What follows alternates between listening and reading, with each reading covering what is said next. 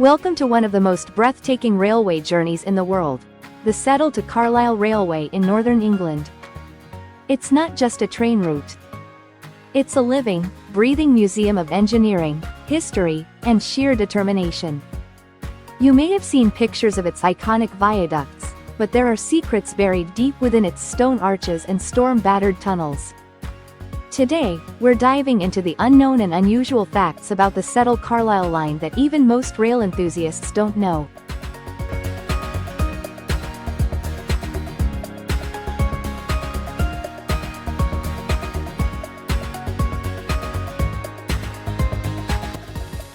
When the line was built in the 1870s by the Midland Railway, it wasn't meant to be scenic.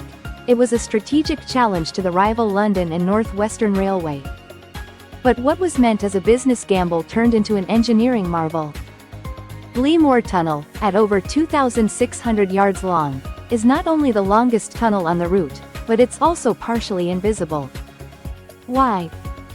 Because most of it lies beneath a remote, boggy moor. During its construction, navvies had to sink 14 vertical shafts into the peat to dig down. And several shafts are still visible from above today, silently venting steam in winter, like forgotten chimneys of another era.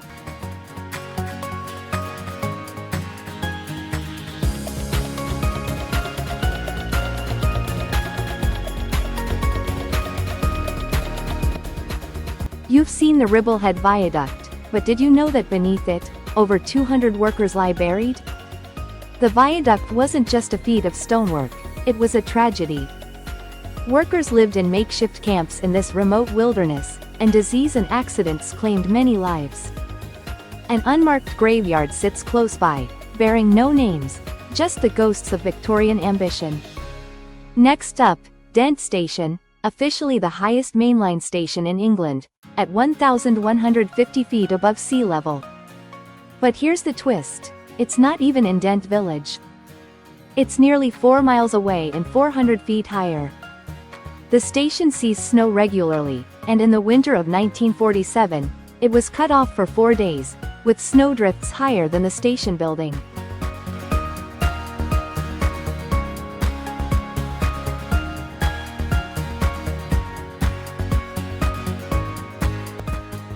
You might think a railway through such harsh terrain would have been phased out by now. And you'd be almost right. In the 1980s, British Rail tried to close the line, calling it too costly and underused. But here's the kicker, they secretly allowed it to deteriorate, hoping public opinion would shift. But the opposite happened. Locals and rail fans fought back with such force that in 1989, the closure was cancelled, and the Settle Carlisle was saved. Even today, the line carries more than passengers. Freight trains still climb its steep gradients, including nuclear waste trains, which quietly use the line due to its remoteness and low population density. And occasionally, it's used as a diversion when the main West Coast line is closed, proving it's still vital to Britain's rail network.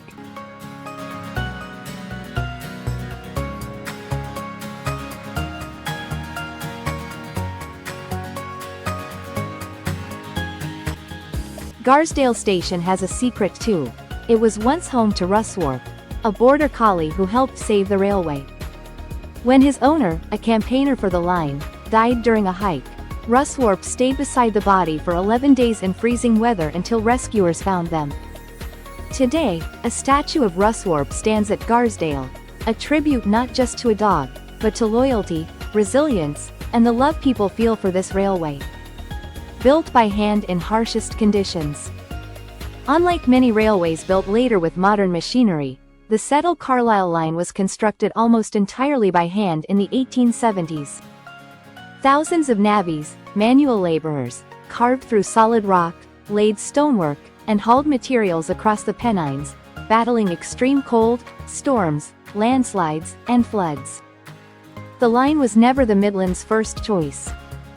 Originally, the Midland Railway wanted access to Scotland via the Ingleton branch, which would have connected it to the London and North Western Railway.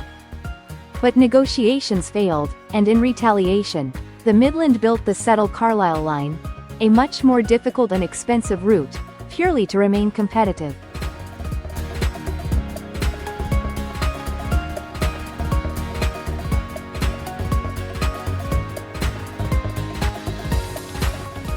Every viaduct stone was hand-numbered to streamline construction. Each of the 1.5 million stones used in the Ribblehead Viaduct was carefully shaped and numbered so it could be placed in exactly the right spot. The numbering system was used like a giant 3D jigsaw puzzle, ensuring the arch curves were perfectly symmetrical. Train spotting for sheep? On remote parts of the line, especially near Ice Gill, sheep frequently wander near the tracks. Railway staff have nicknamed this section the Mutton Express, and have used sheepdogs to help keep the line clear during bad weather. It's not uncommon for trains to slow down briefly for sheep safety, a quirky but true operational fact.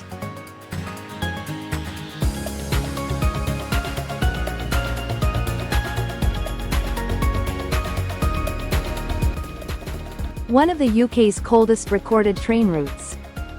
During the winter of 1947, temperatures near Ice Gill Summit dropped to below 20 degrees Celsius, 4 degrees Fahrenheit. Snowdrifts blocked the line for weeks. Special snowplow trains had to be deployed, and passengers were once trapped for 3 days in carriages while locals brought food and coal from nearby farms. It has abandoned ghost stations. Several stations on the line, like Lazenby and Armathwaite, were closed in the 1970s, before later being reopened, but others, such as New Biggin, remain closed. These silent platforms still exist, overgrown and empty, quietly decaying beside active tracks, visible only to sharp-eyed travelers.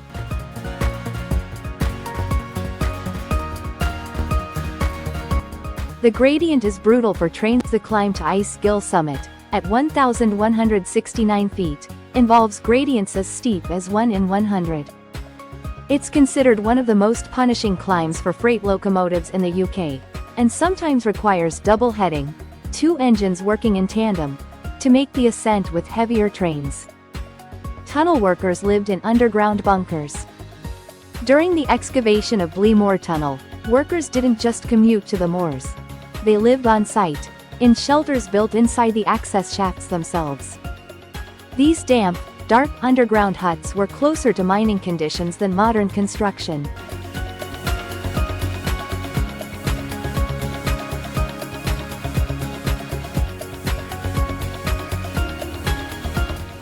Hollywood came knocking.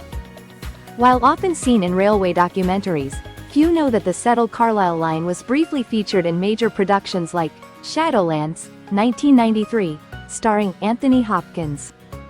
However, filmmakers had to pause production for sheep herding and fog delays, making it one of the trickiest filming locations on British rails.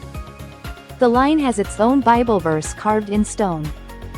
Near Kirkby Stephen, on a bridge parapet, there's a stone with a hand-chiseled biblical quote, "Be ye also ready." No one knows who carved it. Navvies? A local stonemason? But it's a quiet, cryptic reminder of the dangerous work and high death toll during construction. Scene: unstaffed yet immaculate. Many rural stations on the line, such as Appleby and Langwithby, are unstaffed, yet remain immaculately maintained thanks to local volunteers who clean the platforms, garden, paint fences, and even decorate for holidays. This level of care is rare across the UK network. An international route for birds. Ornithologists have identified the settled Carlisle corridor as a migration path for several species of birds, including curlews and oystercatchers. The noise and vibrations of the train reportedly don't scare them.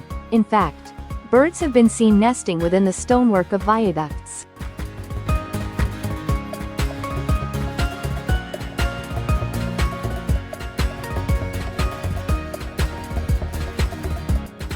The settled Carlisle line isn't just a journey, it's a story carved into the hills, whispered through the tunnels, and written across the stone viaducts.